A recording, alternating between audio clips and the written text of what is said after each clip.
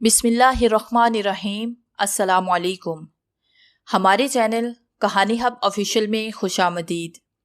नाजरीन, मैं आज आपके लिए इंतहाई खौफनाक और दिलचस्प कहानी लेकर आई हूँ, लेकिन कहानी शुरू करने से पहले आपसे गुजारिश है कि अगर आपने हमारा चैनल सब्सक्राइब नहीं किया तो आप हमारे इस चैनल को सब्सक्राइब कर लीजिए और बेल आइकन को भी प्रेस कर लें ताकि हर नई आने वाली वीडियो बआसानी आप तक पहुँच सके। तेज तेज कदम चलाता हुआ हाकिम अली चला रहा था। उसने हाथ में खोंडा पकड़ा हुआ था और चेहरे पे गुस्सा छाया हुआ था। आंखों में खून उतरा हुआ था। फिर अचानक उसके सामने मुंशी आया। उसने अपना सफेद चश्मा दुरुस्त किया और शैतानी मुस्कुराहट लेके बोला, आइए जागीरदार साहिब, आइए, वहाँ आपका सब लोग बेचैनी से इंतजार कर रहे हैं और अल्लाह बख्श को हमने डेरे पे बिठा रखा है। अगले ही लम्हे हाकिम अली खोंडा पकड़े, गोल तकिए से टेक लगाए, गुस्से भरे लहजे में आंखें फाड़ फाड़ के सामने जमीन पे बैठे अल्लाह बख्श की तरफ देख रहा था, जबकि अल्लाह बख्श हाथ जोड़े डरा सहमा जमीन पे बैठा हुआ था। एक तरफ सिकंदर अली कुर्सी पे बैठा था, जबकि दूसरी तरफ दिलावर अली, बहादुर अली और बख्तावर अली खड़े हुए थे। अब तो मुंशी भी खातों में रजिस्टर उठाए हाकिम अली के सर पे खड़ा था। हाकिम अली मुसलसल आंखें फाड़ फाड़ के अल्लाह बख्श की तरफ तक रहा था। डर के मारे अल्लाह बख्श को पसीने छूट रहे थे। फिर अचानक हाकिम अली गरजती हुई आवाज में बोला, अल्लाह बख्श। हाकिम अली की इतनी दहशत देख के अल्लाह बख्श थर थर कांप रहा था। अल्लाह बख्श बोला, तुझे तेरी इस गलती की क्या सजा दी जाए?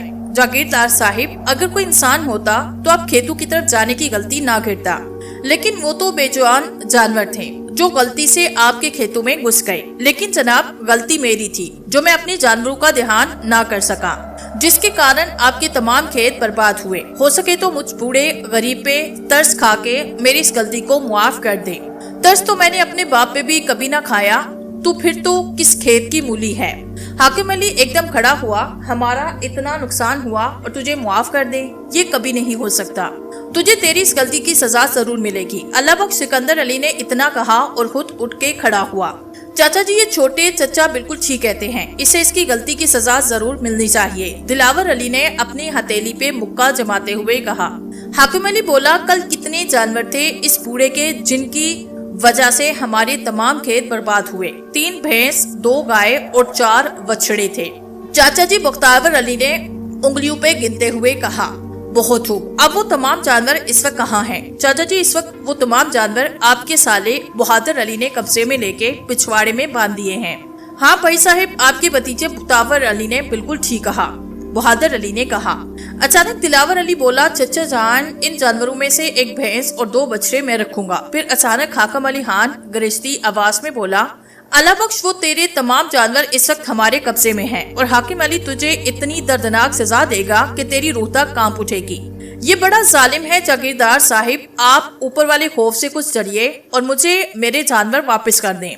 नहीं अल्लाह बख्श, ये अनहोनी है। हमारे रास्ते तो बदल सकते हैं लेकिन हमारे असूल नहीं बदल सकते। सुन लिया तूने? अल्लाह बख्श, सिकंदर अली ने गुस्से से कहा। बहादुर अली, जी भाई साहिब, इस बूढ़े पे इतने कोड़े बरसाओ कि ये अपनी आखिरी सांसें तड़प तड़प के निकाल दे। हाकिम अली का हुक्म सुन के बहादुर अली हाथ में कोड़ा लिए आया। अब मैं इस हरामी को ऐसा सबक सिखाऊंगा कि आखिरी सांस तक याद रखेगा। इतना कहते हुए बहादुर अली ने हाथ में पकड़ा हुआ कोड़ा सीधा किया और अल्लाह बख्श पे बरसाना शुरू कर दिया। दर्द की शिद्दत से उसके मुंह से चीखें निकल रही थी। मुझे माफ कर दे जागीरदार साहिब, अल्लाह के वास्ते मुझे छोड़ दीजिए। ऐसा सोचना भी मत अल्लाह बख्श, यहाँ गलती करने वाले की सजा सिर्फ मौत है। इतना कह के हाकिम अली वहाँ से चला गया। बाकी के तमाम लोग भी साथ चल दिए। अल्लाह बख्श की बेबसी पे हंसता हुआ मुंशी पीछे पीछे चल दिया। बहादुर अली ने जोर जोर से कोड़े बरसाना शुरू किए। फिर चंद ही मिनटों में अल्लाह बख्श जमीन पे गिर पड़ा और तड़प रहा था, लेकिन उसने कोड़ों की बारिश जारी की। अल्लाह बख्श की दर्दनाक चीखें दूर दूर तक जा रही थी। अचानक ही हवेली का दरवाजा खुला। अल्लाह बख्श खून में लथपथ फटे हुए कपड़ों के साथ गिरता संभलता अंदर गिरा। राबिया जो चूल्हे के करीब बैठी थी, खाना पका रही थी, बाप की ऐसी हालत देख के भागती हुई उसके करीब आई। बाबा, बाबा, ये क्या हुआ है तुझे? तेरी ये हालत किसने की है? इतना कह के वो फूट फूट के रोने लगी।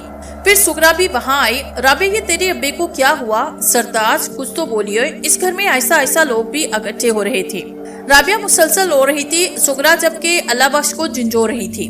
सरताज कुछ तो बोलिए, तुम्हारे साथ ये सब किसने किया? बड़ी मुश्किल से उसकी जुबान ने साथ दिया। अल्लाह बख्श दर्द की शिद्दत से कराहते हुए बोला, हमारे जानवरों की वजह से जागीरदार हाकिम अली के तमाम खेत बर्बाद हुए, जिसकी सजा उसने मुझे ये दी। हमारे तमाम जानवरों पे इस जालिम ने नाजायज कब्जा किया, और तो उन्होंने भी मुझे इतनी बेदर्दी से मारा कि अब मैं एक मिनट जिंदा नहीं रहूंगा। राबिया की माँ, बाबा अल्लाह के वास्ते हमें छोड़ के कभी मत जाना, तुम्हारे सिवा हमारा है ही कौन? राबिया की माँ, मेरी इस बेटी का हमेशा ख्याल रखना। इन आखिरी अल्फाज के साथ अल्लाह बख्श की आंखें बंद हो गई, हमेशा के लिए बंद हो गई। राबिया और सुगरा अल्लाह बख्श की लाश पे धारे मार मार के रो रही थी। ऊपर खड़े तमाम लोग बहती आंखों से ये मातम तक रहे थे, लेकिन उन लोगों को शायद अभी तक सुकून न मिला। उन्होंने इसकी लाश को दफनाना भी गवारा न किया और इसे उठवा के एक पुराने से वीराने में फेंकवा दिया, जहां कुछ दिनों के बाद इसके जिस्म की हड्डियां देखने को मिली। अल्लाह बख्श की घर लोगों का आना जाना लगा हुआ था। उन लोगों में मौजूद गुलाम रसूद आगे बढ़ा, सुगरा के सर पे हाथ रख के बैठा। अब रोने से कुछ भी ना होगा बहन, अल्लाह को जो मंजूर था वही हुआ। लेकिन हाँ, तुम चाहो तो कानून का सहारा लेके इस जागीरदार को फांसी की सजा दिलवा सकती हो। ऐसे करने में तुम्हारा साथ मैं दे सकता हूँ। इतना सुन के इल्मदीन आगे बढ़ा और बोला, अरे दाने दीजिए मियाँ जी, तुम्हें इस गाँव में किसी के रिश्तेदार हो और यहाँ नए आए हो। तुम शक्लो सूरत से एक शरीफ इंसान लगते हो और इज्जतदार भी हो, इसलिए तुम इस मामले में ना पड़ो तो अच्छा है। क्या मतलब? मैं कुछ समझा नहीं, जरा गौर से सुनो। इस गांव का जागीरदार जो है ना, वो बड़ा ही जालिम है। नाम है उसका हाकिम अली। वो जालिम गरीबों यतीमों की जमीनों और जायदाद पे नाजायज कब्जा करता है। ये तो उसका पुराना पेशा है। और तो और वो जागीरदार जब भी चाहे किसी को भी मौत की घाट उतार सकता है। तो ये गाँव वाले कानून का सहारा क्यों नहीं लेते? गुलाम रसूल ने पूछा। अरे मियाँ, ऐसा कौन बेवकूफ है जो जानबूझ के हाकिम अली के खिलाफ कदम उठाए? इसके खिलाफ चलने वाले को मौत के मुंह में जाना पड़ता है। ये भी पिछले दिनों की बात है कि एक नौजवान हाकिम अली के खिलाफ बोला था। उसके आदमियों ने सरेआम गांव में उसे फांसी दे दी। उसकी लाश को इसी वीराने में फेंकवाया, जिस वीराने में अल्लाह बख्श की लाश को फेंकवाया गया। इसके बाद इसी डर की वजह से कोई इसके खिलाफ किसी किस्म का कोई भी कदम नहीं उठाता। अचानक सुगरा उठ के खड़ी हुई, अपने आंसू साफ करते हुए बोली, इस गांव के लोग बहुत गरीब हैं और बेबस भी। हम कभी भी इन जालिमों का मुकाबला नहीं कर सकते, लेकिन आज भी हमारे दिल से यही आवाज निकलती है कि जैसे वो जालिम जुल्म करने वाले बेगुनाह लोगों को मार रहा है, ठीक ऐसे इसका एक दिन इसका हाल हो। ऐसा जरूर होगा। ऊपर वाले की लाठी बेआवाज होती है। हमारी बद्दुआएं एक दिन कहर बन के इन जालिमों पे जरूर पड़ेंगी। उधर हाकिम अली गोल तकिए से टेक लगाए खिलखिला के हंस रहा था। मुंशी जो उसके कंधे दबा रहा था बोला, क्या बात है हुजूर, आज आप बड़े खुश नजर आ रहे हैं। हाँ मुंशी, बात ही कुछ ऐसी है। हम जब भी किसी मजलूम पे जुल्म करते हैं तो किसी की जुर्रत तक नहीं होती कि गाँव का कोई आदमी हमारे खिलाफ आवाज उठा सके। वो तो है ना हुजूर, पर ये तो बड़ी पुरानी बात है कि पिछले कई सालों से गांव वालों के दिलों में आपका डर बैठा हुआ है। इस डर का नाम है हाकिम अली। इतना सुन के हाकिम अली के मुंह से एक कहकहा फूट पड़ा। अचानक अंदर गामू भी आया। आपका गुलाम, आपका हादिम, आपका नौकर हाजिर है। देखो गामू, तुम हमारे बड़े पुराने नौकर हो और हमेशा अच्छी खबर सुनाते हो।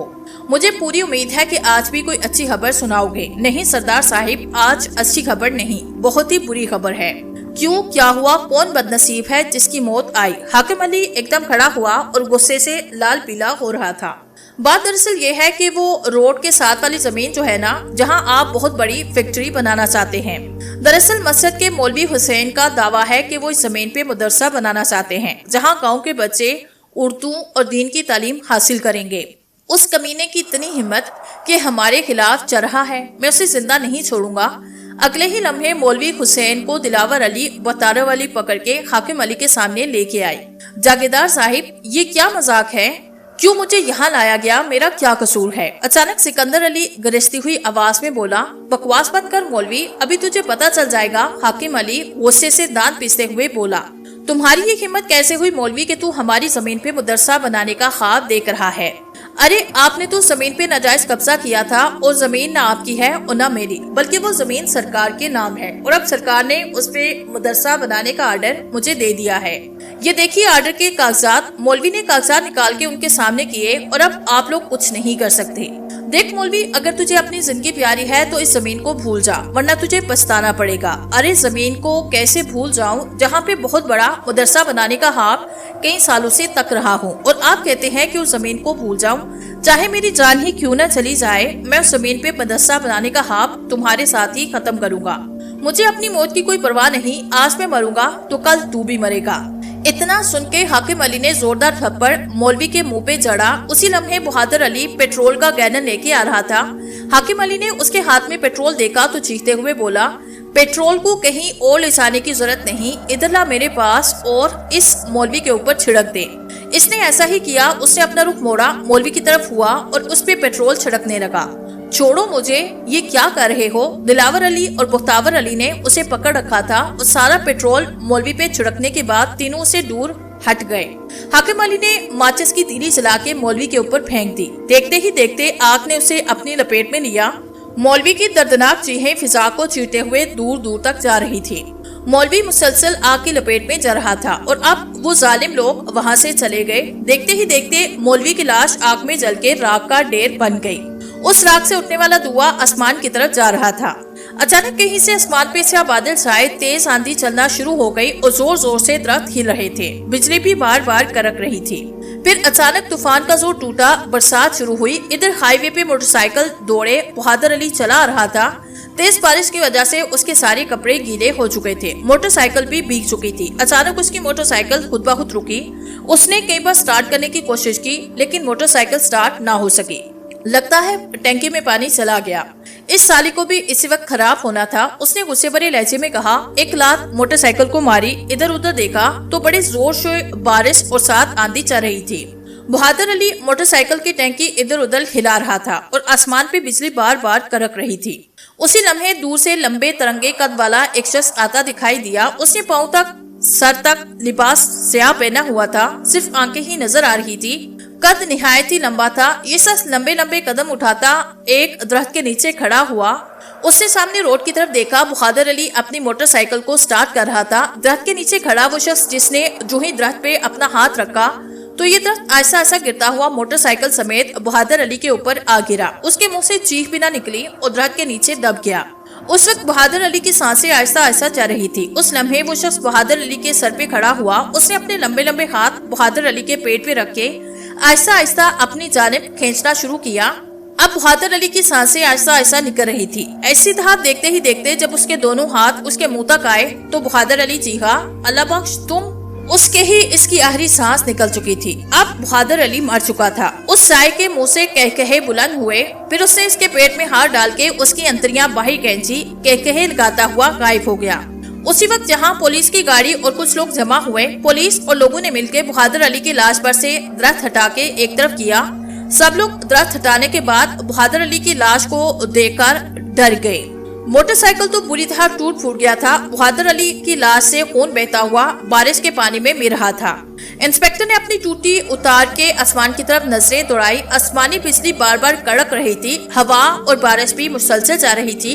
ٹھنڈی آنکھ لینے کے بعد انسپیکٹر بولا، لگتا ہے اس کی موت تیز آندھی سے درخت گرنے کے کارن ہوئی ہے، لیکن اس کے جسم سے انتڑیوں کا نکلنا ایسے لگتا ہے جیسے کوئی ایسی چیز نے اسے مارا جو درندہ ہو۔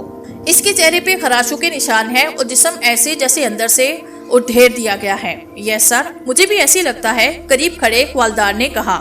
کرمدار، یس سر، اس باڈی کو اٹھا کے گاؤں میں رکھو۔ دو پولیس اس کی لاش کو لے کے گاڑی کی طرف بڑھ رہے تھے۔ اچانک انہیں ایک آواز سنائی دی، رکو، میری لاش کو لے کے کہاں جا رہے ہو؟ اسے یہاں ہی رہنے دو، تم ایسا نہیں کر سکتے۔ وہ اس کی لاش کو گاڑی میں رکھ چکے تھے، گاڑی بھی سٹارٹ ہو چکی تھی، باقی لوگ بھی وہاں سے چلے گئے۔ واقعی میں مر چکا ہوں۔ بہادر علی کی روح جو ایک طرف کھڑی ان سب کو تک رہی تھی، پکار رہی تھی۔ وہ سوچنے لگی، اب وہ ہر کسی کو پکار رہی تھی کہ رکو، مجھے بھی ساتھ لے چلو، لیکن کوئی بھی اس کی آواز نہ سن رہا تھا۔ پھر وہ پیدل ہی چل پڑا اور چلتے چلتے جب یہ روح ویران جگہ پہ گئی تو اچانک اس کی نظر شمال کی طرف پڑی۔ یہ دیکھ کے رکا کہ شمال کی طرف وہیں سیاہ سایہ چلا رہا تھا، پاؤں سے لے کے سر تک سیاہ لباس پہنا ہوا تھا۔ وہ شخص چلتے ہوئے بہادر علی کی روح کے پاس پہنچا۔ روح نے یہ دیکھا کہ ان دونوں کی صرف آنکھیں ہی نظر آ رہی تھی۔ وہ اسے دیکھ کے خوفزدہ ہوا۔ یہ تو وہی ہے جس سے مجھے مارا ہے، میری جان لی ہے، مجھے دنیا سے دور کیا۔ اس کی لبوں پہ کہے تھے۔ وہ سایہ اسے دیکھ کے مسلسل مسکرا رہا تھا۔ جیسے تمہیں مارا اسی طرح ان سب کو ماروں گا جنہوں نے ظلمات کی انتہا کر دی۔ انہوں نے مجھے مارا اور میں ان کے لیے عبرت بن جاؤں گا۔ ہاں، میں ان کے لیے عبرت بن جاؤں گا۔ بنگلے سے باہر کچھ گاڑیاں اور موٹر سائیکل وغیرہ کھڑے تھے اور اندر بڑی حیثیت والے لوگ بہادر علی لاش پہ افسوس کر رہے تھے۔ سکندر دلاور اور مخافتاور اس کی لاش پہ پھوٹ پھوٹ کے رو رہے تھے۔ منشی اور گاموں کی آنکھیں بھی اشک بار تھی۔ رونے والے تو مسلسل اس کی لاش پہ پھوٹ پھوٹ کے رو رہے تھے۔ اسی لمحے دروازے کی چوکھٹ پہ ملک الموت آ کھڑا ہوا۔ سامنے لاش پہ رونے والے لوگوں کی طرف دیکھ کے افسوس کرتے ہوئے بولا، میں بار بار آؤں گا، ایک ایک کر کے تم سب کی روح قبض کر لوں گا، تم سے کسی کو بھی زندہ نہیں چھوڑوں گا، بہت ہی بھیانک موت تم سب کو دوں گا۔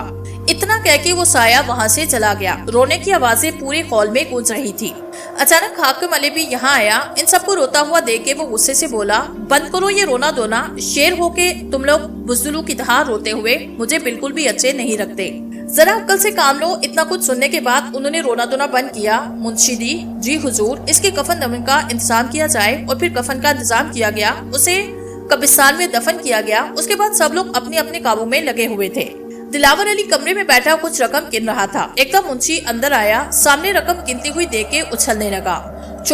چھوٹے جاگیردار صاحب، منشی نے دھیرے سے پکارا۔ اس نے سر اٹھا کے سامنے دیکھا۔ منشی اس کی رقم کو دیکھ کے خوشی سے مسکرا رہا تھا۔ کیا بات ہے منشی، یہ بے وقوفوں کی طرح دان کیوں نکال رہے ہو؟ اس نے ساری رقم اگٹھی کی۔ چھوٹے جاگیردار صاحب، اگر آپ کو برا نہ لگے تو ایک بات کہوں؟ ہاں کہو، کیا کہنا چاہتے ہو؟ یہ اتنی رقم آپ کے پاس کہاں سے آئی؟ ذرا مجھے بھی تو پتہ چلے۔ تیرے باپ کے گھر سے آئی ہے، میرے پاس اتنی رقم نہیں ہو سکتی، گدھا کہیں کا، ایک دوں گا کان کے نیچے۔ اب غصہ تھوک دیں چھوٹے جاگیردار صاحب۔ اچھا ٹھیک ہے، مجھے یہ بتاؤ کہ یہاں کیسے آئے ہو، کوئی کام؟ صاحب، آپ سے ضروری کام کے سلسلے میں۔ ناگری صاحب، اس نے اپنے دل میں نام دہرایا۔ شیطانی مسکراہٹ کے ساتھ بولا، اچھا تم جاؤ، اسے یہاں بھیجو۔ چھوٹے جاگیردار صاحب اتنا کہہ کے منشی اپنی انگلوں میں پیسوں کا اشارہ کرنے لگا۔ اس کا یہ اشارہ سمجھ کے دلاور علی نے 10 روپے کا نوٹ نکال کے اسے دیا۔ یہ لو اور جا کے اسے اندر بھیج دو۔ یہ کہ صرف 10 روپے؟ اس نے 10 روپے جھٹ سے واپس لے لیے۔ اچھا ٹھیک ہے، 10 روپے میں ہی گزارا ہو جائے گا۔ منشی نے پھر سے وہ نوٹ لیا اور وہاں سے باہر نکل گیا۔ اس کے باہر جانے کے بعد ناگری صاحب اندر آئیے ناگری صاحب آئیے۔ دلاور علی اٹھ کے کھڑا ہوا۔ ارے بیٹے بیٹھے رہو، کیوں اتنی تکلیف کر رہے ہو؟ اس کے بعد دونوں ہی آمنے سامنے بیٹھ گئے۔ ناگری صاحب نے اپنی جیب سے بہت بڑی رقم نکال کے اس کے سامنے رکھی اور دلاور صاحب یہ رہا پورا 1,00,000 روپیہ۔ رقم دیکھ کے دلاور علی کی آنکھیں چمکنے لگی۔ اب آپ اس رقم کو سنبھال کے رکھنا اور باقی کا 2,00,000 روپیہ بعد میں دے کے وہ زمین اپنے نام کروا لوں گا۔ ٹھیک ہے ناگری صاحب، جیسے آپ کی مرضی۔ لیکن ایک بات میری سمجھ میں نہیں آئی، وہ یہ کہ آپ کو مجھ پہ یقین کیسے آیا؟ ارے کیسی باتیں کرتے ہیں آپ دلاور، آپ جیسا شریف اور ایماندار انسان ڈھونڈنے سے بھی نہ ملے گا۔ مجھے آپ پہ پورا یقین ہے۔ تو پھر ٹھیک ہے ناگری صاحب، جب آپ باقی کا 2,00,000 روپیہ دیں گے تو اس وقت سرکاری کاغذات پہ سائن کر کے وہ زمین آپ کے نام کر دیں گے، دلاور نے کہا۔ اچھا مجھے اجازت ہے، چلتا ہوں۔ ارے اتنی جلدی بھی کیا ہے بھائی، چائے وغیرہ تو پی کے جائیے۔ دلاور صاحب میری چائے آپ پہ ادھار رہی، اگلی بار جب آؤں گا تو پھر پیوں گا، اب مجھے ذرا دیر ہے، ضروری کام ہے، اللہ حافظ۔ اتنا کہہ کے ناگری صاحب چلا گیا۔ اس کے جانے کے بعد دلاور علی چمکتی ہوئی آنکھوں سے 1,00,000 کی رقم کو تکے جا رہا تھا۔ چوہا جال میں پھنس گیا، اتنا کہہ کے دلاور علی مارے خوشی کے کہے لگائے جا رہا تھا۔ ایک درخت کے نیچے کچھ گاؤں والے بیٹھے باتیں کر رہے تھے۔ باتوں کے دوران ہی علم دین نے پوچھا، بھائی فضل دین تم سناؤ، اپنی بچی کے بیاہ کے بارے میں کچھ سوچا کہ نہیں؟ ہاں بھائی بیاہ تو کرنا ہے اس کا، لیکن ابھی وہ بچی ہے، 18 سال کی عمر ہے، یہ بھی کوئی عمر ہوتی ہے؟ ابھی تو میں اسے 5-7 سال اپنی نظروں کے سامنے رکھوں گا، جی نہیں چاہتا کہ اپنے دل کے ٹکڑے کو کسی اور کے حوالے کروں۔ اتنا سن کے علم دین کوئی جواب نہ دے سکا۔ فضل دین کی باتیں سن کے غلام رسول بولا، بھئی بیٹیاں ہر باپ کو پیاری ہوتی ہیں، لیکن اسے 5 سال بٹھانے سے پہلے تم نے کچھ سوچا ہے کہ معاشرے والے کیا سوچیں گے؟ فلاں گھر کی بیٹی ابھی تک جوان ہے، دیکھنے والے تو یہی کہیں گے کہ لگتا ہے کہیں رشتے کی بات نہیں بن رہی، طرح طرح کی باتیں کریں گے۔ دیکھنے والے اس میں بدنامی کسی کی ہوتی ہے؟ ماں باپ کی، ہاں، اور کس کی؟ اللہ تعالیٰ اپنی کتاب میں فرماتے ہیں، جب کسی گھر کی بیٹی جوان ہو جائے تو فوراً اس کا نکاح کر دینا چاہیے، ورنہ جتنے ہی سال ماں باپ نے اپنی بیٹی کو بٹھایا اتنے ہی سال کا گناہ ان کے سروں پہ سوار رہے گا۔ جب میں نے بیٹی کی شادی کی تھی تو اس وقت اس کی عمر پورے 16 سال کی تھی۔ آج اس کی شادی کو 6 سال ہو چکے، اب وہ بچے کی ماں بھی ہے۔ یہ بات یہیں آ کے ختم ہو جاتی ہے۔ فضل الدین تمام باتیں سننے کے بعد سب لوگ یہی کہنے لگے کہ غلام رسول کی بات بالکل ٹھیک ہے، یہ ٹھیک کہتا ہے، بالکل ایسا ہی ہونا چاہیے۔ اس کے بعد فضل الدین کو جواب نہ دے سکا، خاموشی سے کچھ سوچ رہا تھا۔ غلام رسول بولا، اب فیصلہ تمہارے ہاتھ میں ہے فضل الدین۔ سب کچھ سننے کے بعد فضل الدین بولا، تم بالکل ٹھیک کہتے ہو غلام رسول، میں کل ہی جا کے اپنے بھائی سے بیٹی کے رشتے کے لیے بات کروں گا۔ ابھی اس نے بات ختم ہی کی تھی کہ اچانک جہاں گامو آ ٹپکا، اس نے ہاتھوں میں حقہ اٹھایا ہوا تھا، درخت کے نیچے یہ بھی ان لوگوں کے ساتھ بیٹھ گیا، حقہ کھینچنے لگا۔ گامو کو دیکھ کے سب کے موڈ خراب ہوئے۔ ان سب کی کیفیت دیکھ کے گامو بولا، بھئی کیا بات ہے، مجھے دیکھے تم سب کے موڈ خراب کیوں ہو گئے؟ کیا مجھے یہاں نہیں آنا چاہیے تھا؟ اب آ گئے ہو تو خاموشی سے بیٹھے رہو، ایک تو تم بولتے بہت ہو۔ ان دین نے اتنا کہہ کے سر جھٹکا۔ غلام رسول بولا، گامو کیا حال ہے تمہارا؟ تمہاری طبیعت کیسی ہے اور کہاں سے آ رہے ہو؟ گامو نے حقے کا کش لگایا، منہ سے دھواں نکالتے ہوئے بولا، وہ ہے نا اپنے سردار حاکم علی، ہمارے تو نہیں، تمہارے ضرور ہوں گے۔ علم دین نے اس کی بات کاٹ کے کہا، منہ دوسری طرف کیا، دیکھ علم دین تم خاموش رہو، میں تم سے بات نہیں کر رہا۔ اچانک فضل الدین بیچ میں بولا، دیکھو گامو تم اس گاؤں میں رہنے والے ہو، اس لیے تمہیں سمجھانا ہمارا فرض ہے۔ یہ بات تم اچھے سے جانتے ہو، اس گاؤں کا جاگیردار حاکم علی گاؤں والوں پہ انتہائی ظلم کرنا چاہتا ہے اور کئی بے گناہ لوگوں کو اس نے موت کے گھاٹ اتار دیا۔ اتنا کچھ جانے کے باوجود تم اس کے ہاتھ نوکری کرتے ہو۔ اچانک علم دین بیچ میں بولا، ارے یہ اس کے ہاتھ نوکری سے زیادہ ان لوگوں کی خوشامد کرتا ہے، تلوے چارتا ہے، لگتا ہے تمہیں موت کا مزہ چکھانا پڑے گا۔ جاگیردار سے کہہ کے اتنا سن کے فضل الدین نے علم دین کے کندھے پہ ہاتھ رکھا اور خاموش رہنے کا اشارہ کیا۔ ارے گامو تم ایک دم غصہ ہی کر گئے، جانے تو اس غصے کو غلطی ہو گئی، اس سے منہ سے ایسی بات نکال بیٹھا ہے۔ ہاں ٹھیک ہے، سمجھا دینا اسے، جب اگلی بار ملے تو سوچ سمجھ کے مجھ سے بات کرے۔ اب گامو خوشی سے مسکرایا، آخر ہم بھی تو کوئی عام آدمی نہیں۔ گامو خوشی کے مارے کہے لگاتا ہوا وہاں سے چلا گیا۔ دیکھا علم دین یہ کیسے اکڑ رہا تھا؟ فضل الدین نے کہا، جب تک جاگیرداروں کا ہاتھ اس کے کندھے پہ ہے یہ ایسے ہی اپنی اکڑ دکھاتا رہے گا۔ ہاں علم دین تم ٹھیک کہتے ہو، ورنہ اس بزدل کے سامنے کتابیں پھونک پڑتا تو اس کی ٹانگیں کانپنے لگتی۔ چونکہ غلام سور سے مخاطب ہو کے بولا، اس گاؤں میں آپ نئے آئے ہیں، یہاں کے ماحول سے آپ ناواقف ہیں، ایسے لوگوں کو منہ لگانے سے 1000 بار سوچ لینا چاہیے۔ ہاں علم دین بالکل ٹھیک کہہ رہے ہو، بلکہ میں بھی یہی کہوں گا ایسے لوگوں کے منہ نہیں لگنا چاہیے، کیونکہ یہ شخص ظالم جاگیردار کا بہت بڑا چمچہ ہے۔ ادھر کی بات ادھر کر کے گاؤں کے کسی نہ کسی شخص کو جاگیردار کے جال میں پھنسا دیتا ہے اور پھر وہ اس کے ہاتھوں بے گناہ مار دیا جاتا ہے۔ فضل الدین کی باتیں سن کے لینے کے بعد وہ غلام رسول بولا، پھر تو یہ گامو جاگیردار کا بہت بڑا چمچہ خور ہوا۔ اچانک مسجد سے اذان کی آواز آنے لگی، لو بھی نماز کا وقت ہوا، چلیے آپ لوگ بھی میرے ساتھ نماز پڑھیے۔ ہاں بالکل بالکل۔ پھر علم دین اور فضل الدین غلام رسول کے ساتھ چل دیے۔ وہاں کچھ لوگ اور بھی موجود تھے جو نماز کے انتظار میں بیٹھے ہوئے تھے۔ نماز ادا کرنے کے بعد غلام سور اپنے گھر آیا، یہ لیں آپ کے 2 لاکھ روپے ہو گئے۔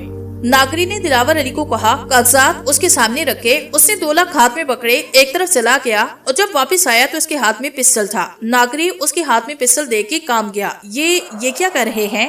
وہی جو مجھے کرنا چاہیے، اب ان پیسوں کے ساتھ ساتھ تمہاری زندگی کا کھیل بھی ختم۔ اتنا کہہ کے اس نے اس پہ فائر کیے جس کی گونج پوری حویلی میں گونج گئی۔ اس کی موت کے ساتھ ساتھ دلاور علی کے کہے بھی گونج رہے تھے۔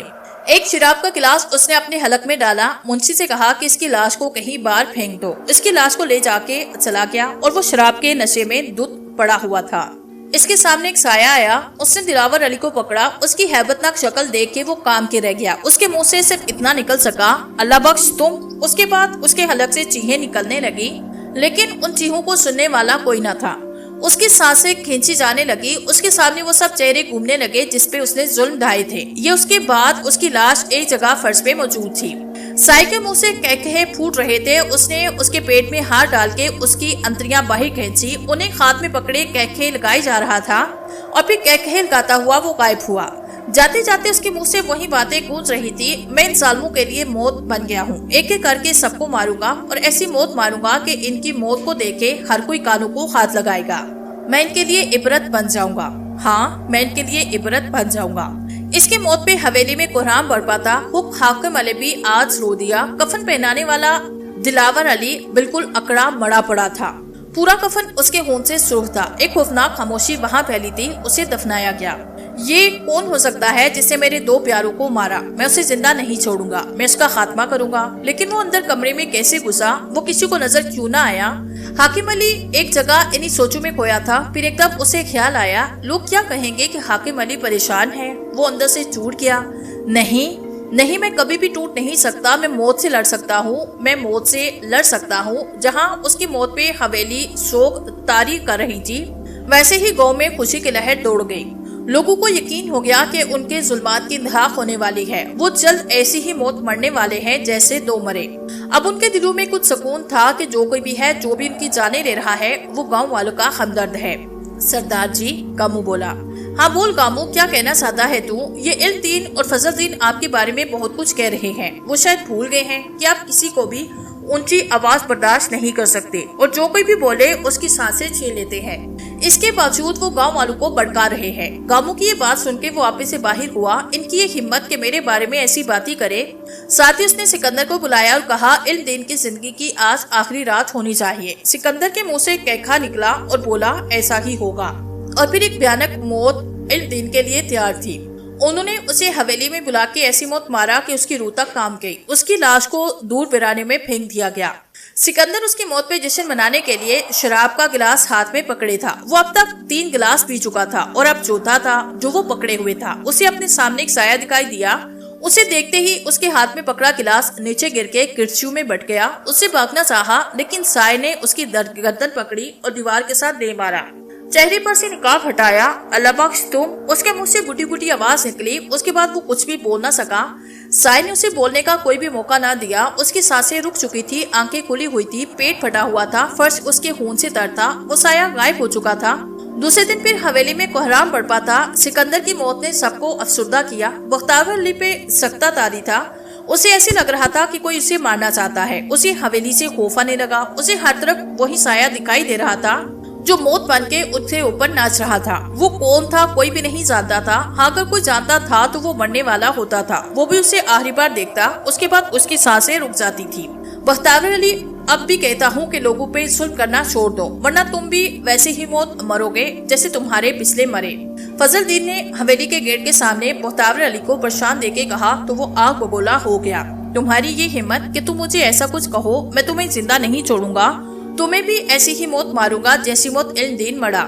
پھر کیا تھا، رات ہوتے ہی اس کے آدمی فضل دین کو اٹھا کے حویلی لائے۔ اسے ایسی موت مارا کہ وہ سوچ بھی نہیں سکتا تھا، لیکن اسے مارنے کے بعد اسے یقین ہو گیا کہ اب اس کی موت ہونے والی ہے۔ وہ بھی سائے کے ہاتھوں مرنے والا ہے، جیسے میرے بھائی چچا کو مارا۔